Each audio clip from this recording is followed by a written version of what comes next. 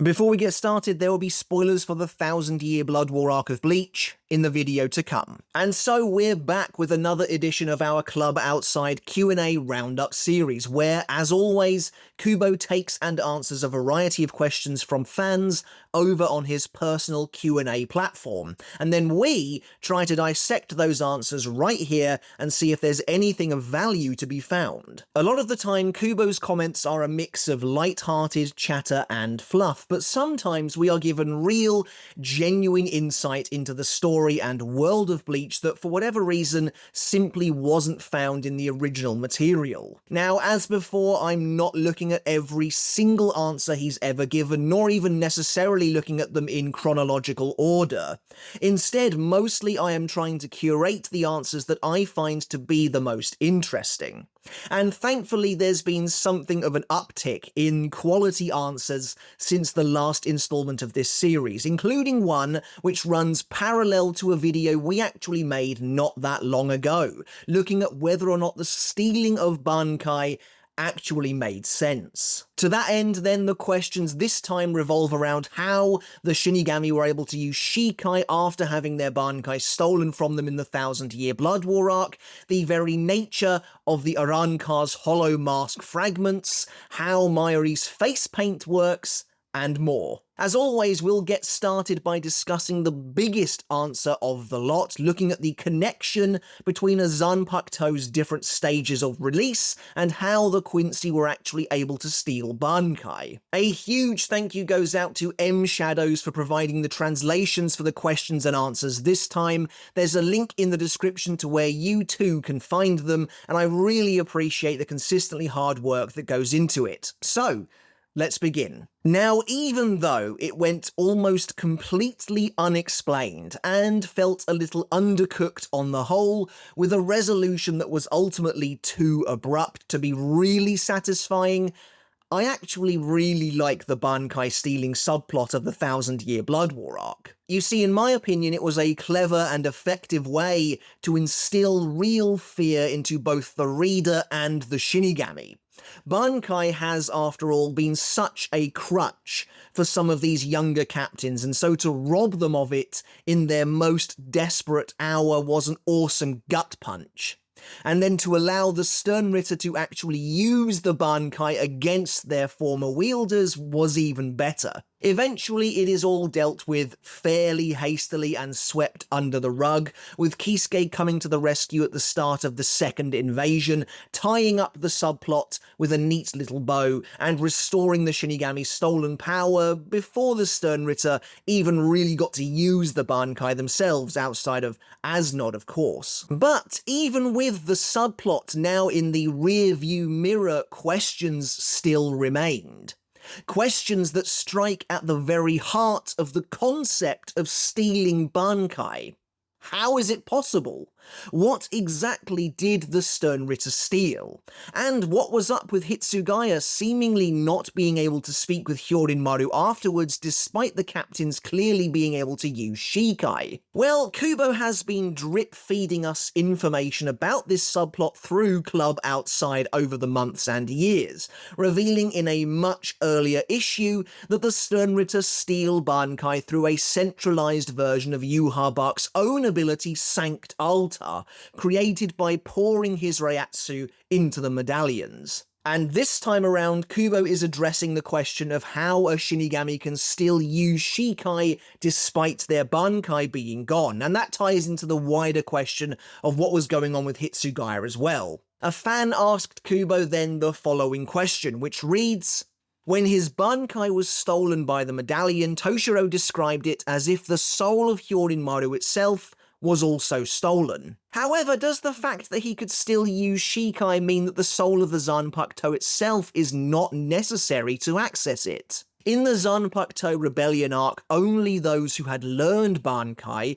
could use Shikai even though their Zanpakuto had materialized and defected. So does this mean that while simultaneously learning Bankai, the power of Shikai manifests as that of its Shinigami owner rather than that of the Zanpakuto itself? Okay, so that's quite a lengthy question. It's a little all over the place, and really it is multiple questions all rolled into one, but it is intriguing all the same. The opening to this question is referring to a specific scene found in chapter 497. Once the captains have fallen into the Sternritter's trap and had their Bankai stolen from them, in a moment of despair, Hitsugaya turns to his Zanpakuto and addresses it directly, screaming for Hyorin-maru to speak to him, only to be horrified to discover he can't feel anything from his Zanpakuto anymore. This seems pretty dire, and certainly in the moment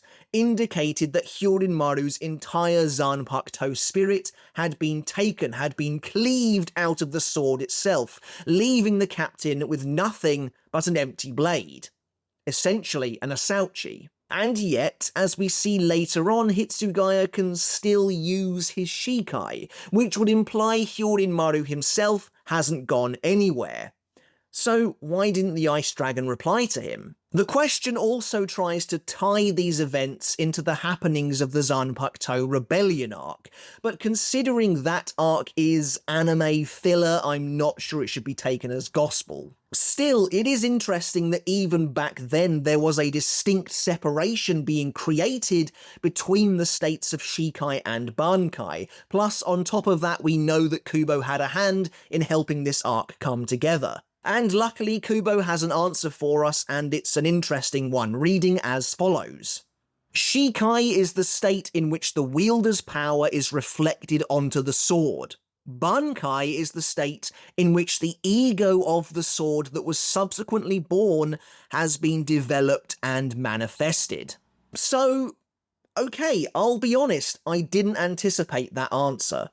So Kubo is absolutely drawing a line between Shikai and Bankai, saying that the power of Shikai is born from the Shinigami, yet the power of Bankai is born from the Zanpakuto. There is absolutely no Bankai without Shikai then, as Bankai itself is representative of the newly born Zanpakuto spirit. And this actually makes a lot of sense.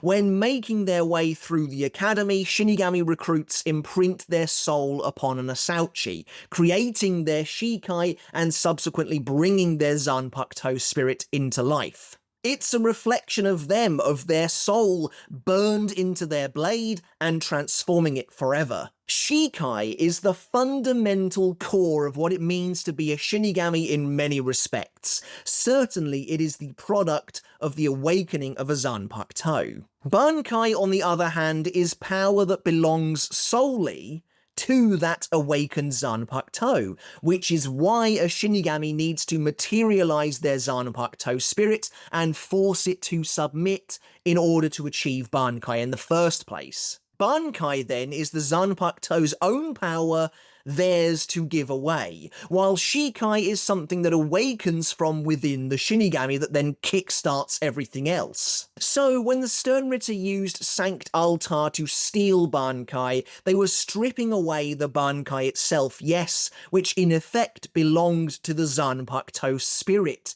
but left the Shikai alone, which belonged to the Shinigami. They're two totally separate powers, it seems, linked only by the Zanpakuto itself. I really like this answer, actually. It's not totally out there, it doesn't feel forced. It makes a lot of sense to me and ties back into the core of how a Shinigami even learns Bankai in the first place. Kubo's use of the word ego is interesting, and I wonder if it is to be taken literally. Almost as though Bankai is how the Zanpakuto spirit sees itself when viewed through the lens of ambition. Like, this could be me if you put the work in, for example. Because clearly the Zanpakuto spirit is born, it exists from even before Shikai is achieved, as the spirit itself is necessary to achieve Shikai, as we see with Hitsugaya during his flashback. The Zanpakuto spirit manifests from the Shinigami's own soul, from their latent power, and tries to teach them their name, at which point they can call upon their Shikai as long as they can hear it. So as far as I'm concerned, this all makes sense so far. Presumably at some point after being created, the Zanpakuto spirit themselves discovers what their Bankai can be, and so it's up to the Shinigami to essentially beat it out of them, though not quite so crudely, of course. But the Shinigami do need to then prove themselves worthy. This also explains how it was so easy, I guess, for Zabimaru to give Renji a false Bankai. That power comes from Zabimaru himself as a spirit, though it is funny to me that Renji goes through all of the standard motions of proving himself, and Zabimaru is just kind of like, alright, you can have half a Bankai, I guess, for like no reason whatsoever. I will say, on top of all of this, that I don't think this answer Kubo gave is really in keeping with the fundamental truth of the blade is me. Making Bankai a power of the Zanpakuto spirit specifically denotes a degree of true separation between Shinigami and Zanpakuto, when in reality, that Bankai should also still be a part of the Shinigami too, seeing as they are one and the same. But it kind of feels like this would work much better as a concept were the Shinigami and Zanpakuto partners instead of the same person. To bring this discussion full circle then, the final thing I want to discuss is that situation with Hyorin-maru in chapter 497. While I like and appreciate Kubo's answer, I don't think it truly answers why Hitsugaya wasn't able to communicate with his Zanpakuto and yet still use Shikai unencumbered. Oh, sure, it explains why Hitsugaya can use Shikai still, absolutely, but where is Hyorin-maru? When Hitsugaya's Bankai returns to him in chapter 553, he says that it's been a while since he heard Hyorin-maru's voice, again implying that the spirit has been absent since his Bankai was taken.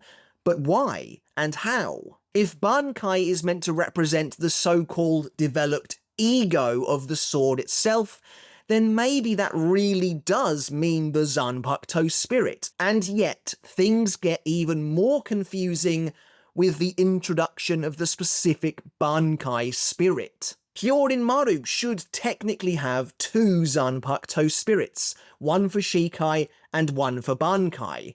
So did they both disappear, or was it just the Bankai one? I guess it is possible that only Kenpachi has a specific Bankai spirit, being Yachiru, but introducing the concept via Ichigo only to then turn it on its head was always weird. As with Ichigo, we of course saw Old Man Zangetsu and then Tensa Zangetsu, only to later find out that Tensa Zangetsu is not a Bankai spirit at all, bringing into question whether they really exist outside of Kenpachi. Anyway, for the most part, I am satisfied with that answer, though I think it gets into weird territory when you start breaking down the individual Shikai and Bankai spirits and what specifically happened to Hyorin-maru. But it's absolutely possible that I'm missing something too, so do please let me know your thoughts on it down in the comments. The next topic brings us back to the Zero Division once again, though this time we'll only be discussing a specific member of the group, Real Hikifune. There's an interesting irony to Hikifune's existence. Of the 5 members of the Zero Division, she was the one fans had been waiting to see for years because, well, she was the only one whose name we actually knew prior to the group's introduction. Kiryu Hikifune was the only link we had to the Zero Division and by extension the Royal Palace originally, dating back to the Turn Back the Pendulum arc, and so to finally get to see her after all of these years was great.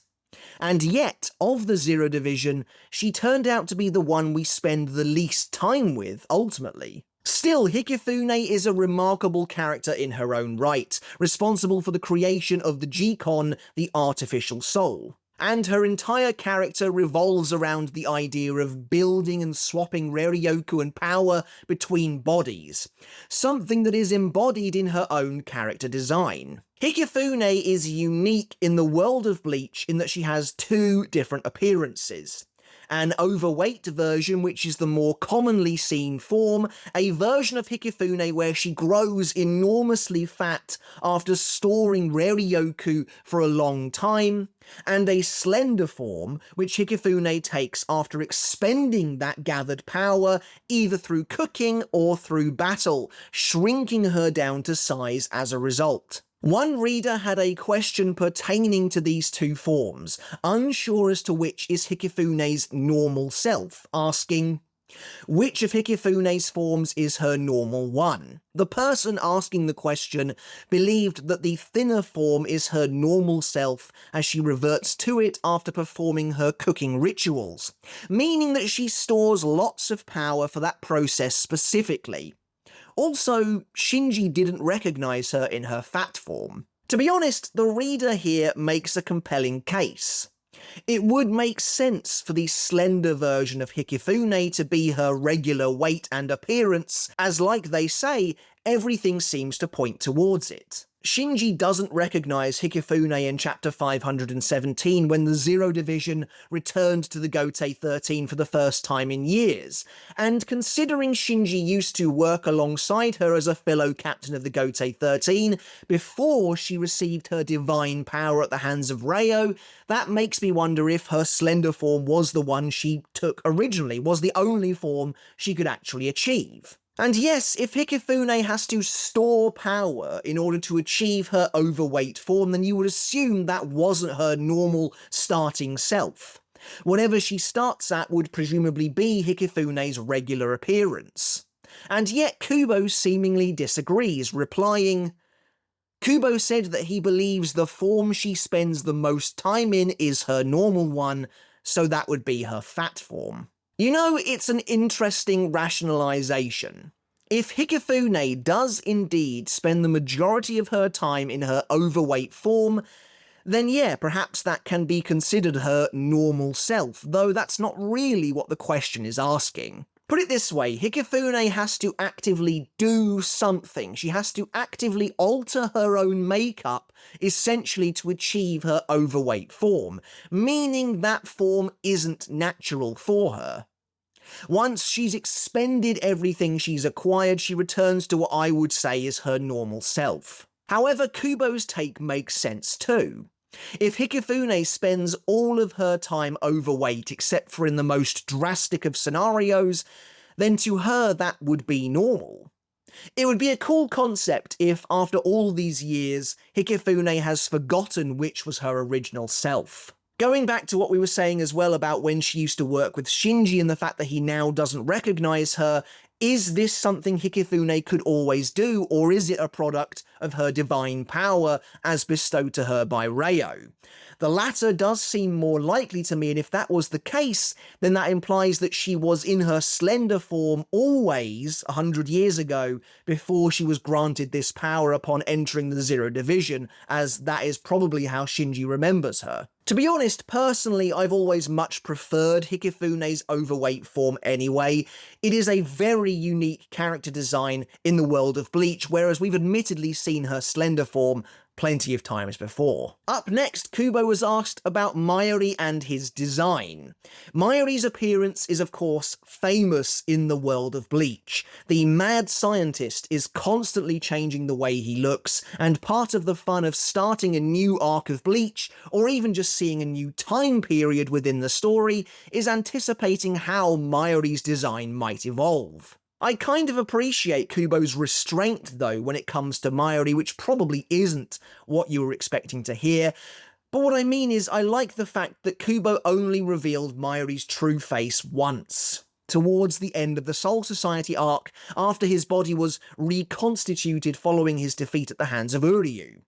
After that fleeting appearance, it is gone forever. But someone was curious about Mayuri's makeup, asking Kubo the following question.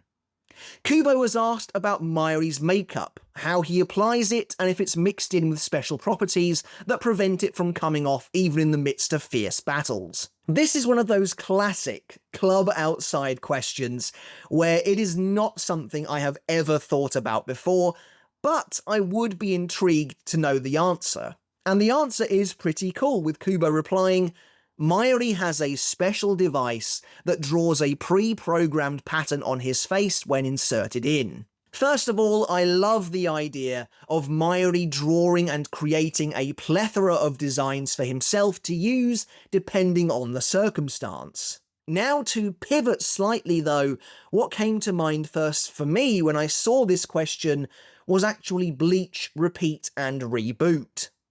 For those of you that don't know, when the Lost Agent arc ended, the series went on a 3-week break, I think it was, in order to prepare for the 1000-Year Blood War arc. Each week we were given small teasers of the upcoming arc in a series called Repeat and Reboot, including glimpses at the captain's post-time skip appearances. And considering Mayuri doesn't appear in the Lost Agent arc at all, his was very exciting to see. In Mayuri's section, Kubo showed off a bunch of potential designs for Mayuri's face, and I imagine this is exactly what the program looks like, and Mayuri selects the one he wants to use at any given time, a bit like a vending machine for face makeup. Also, as a quick aside, Repeat and Reboot is one of the most nostalgic things ever for me. Just laying eyes on these images takes me right back to that time period 10, 11 years ago now, between the Lost Agent and the 1000-Year Blood War arc, and I was so very excited for that final arc to begin. But I also love the idea of Mayuri presumably leaning forwards into some machine, a little bit like when you have an eye test at the opticians and it just spray painting his face. To be honest, I'd like to see it in action. This answer doesn't really detail how the makeup is so durable as to be unaffected during battle, but I guess we can just assume it's really good stuff. To be honest, that would have been a really neat detail. If during his battle with Pernida, for example, Mayuri is hit in the face by something sharp and it just takes some of his makeup clean off. But yeah, that's a cool one. I don't really know what I expected, but this fits the bill as far as Mayuri is concerned. Despite being a lunatic, his appearance has always seemed carefully crafted to me, only growing more elaborate as the series progressed. Though my favourite remains his Arrancar arc look. And finally, we are ending things on a lighter topic like usual, this time with a question regarding the hollow mask fragments found on the Arrancar. Kubo was asked the following question by a curious reader. Kubo was asked if Arrancars take baths and if the mask gets in the way, as in Neliel's case, for example. Okay, sure, why not? Do Arrancar take baths? Considering they're supposed to have ascended to a human-like intelligence as a result of their Arrancar transformation, I would assume they do, but again, I can't say I've ever wondered personally. The question about whether or not hollow mask fragments can be moved, removed, or if they are literally attached to them is much more interesting, however, and Kubo replied, "The mask fragments are not stuck to their bodies and actually hover above the skin slightly, which should allow them to wash underneath. Kubo wants to believe that the underside of their masks is clean."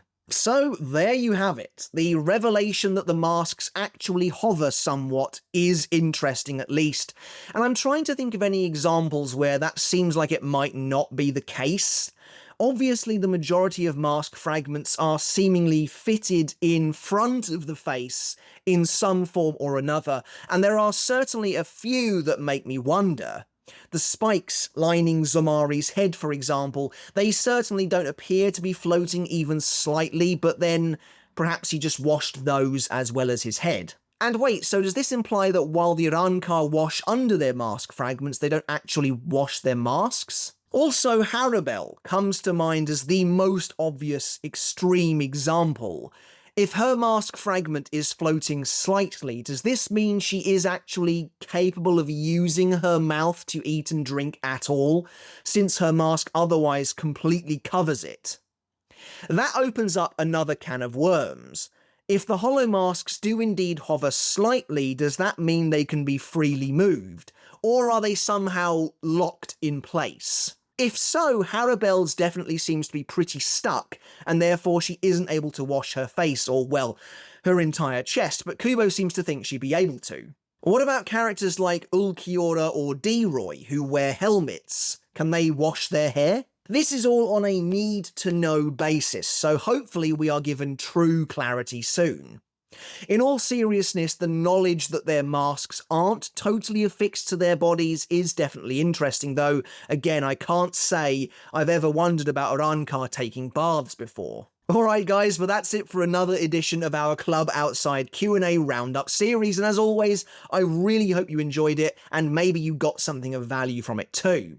What do you think about the answer regarding why the Shinigami were still able to use Shikai despite having their Bankai stolen? That one is a really interesting lore drop, in my opinion, and exactly the sort of reason we do this series. Then, of course, there's the discussions about Hikifune's true form, which one do you think it is, how Mayuri's face paint works, and whether or not the Arrancar can wash under their hollow masks. Let me know which of those was the most interesting to you down in the comments below. And as always, I want to end the video by saying a massive thank you and giving a huge shout out to my wonderful supporters over on Patreon. I really do appreciate your support so very much, and frankly wouldn't be able to do this without you. If you love what I do here over on YouTube and you want to support the channel another step further, thank you. You can do just that by visiting the link down in the description to support me on Patreon for as little as $1 a month, where you'll get your name in the credits of every single video exactly like this. And if you choose to support me at $2 or higher, you'll receive every single video I release completely free of baked-in YouTube ads. Alright guys, but again, I really hope you enjoyed it, and until next time I'll catch you later, and I'll see you then.